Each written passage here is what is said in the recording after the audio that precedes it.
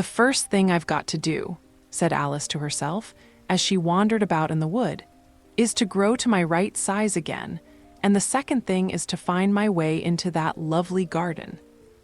I think that will be the best plan." It sounded an excellent plan, no doubt, and very neatly and simply arranged. The only difficulty was that she had not the smallest idea how to set about it, and while she was peering about anxiously among the trees, a little sharp bark just over her head made her look up in a great hurry. An enormous puppy was looking down at her with large round eyes, and feebly stretching out one paw, trying to touch her. "Poor little thing," said Alice, in a coaxing tone, and she tried hard to whistle to it, but she was terribly frightened all the time at the thought that it might be hungry, in which case it would be very likely to eat her up in spite of all her coaxing.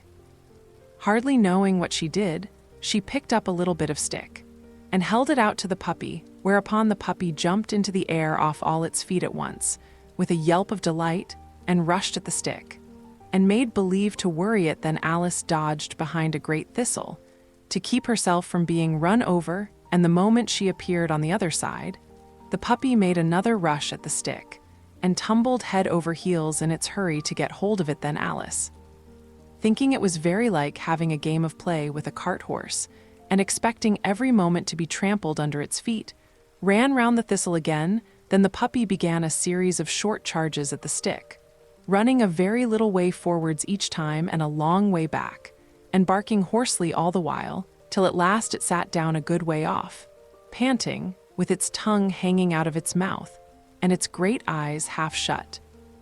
This seemed to Alice a good opportunity for making her escape, so she set off at once, and ran till she was quite tired and out of breath, and till the puppy's bark sounded quite faint in the distance. "And yet what a dear little puppy it was," said Alice, as she leaned against a buttercup to rest herself and fanned herself with one of the leaves. "I should have liked teaching it tricks very much, if I'd only been the right size to do it. Oh dear, I'd nearly forgotten that I've got to grow up again. Let me see, how is it to be managed?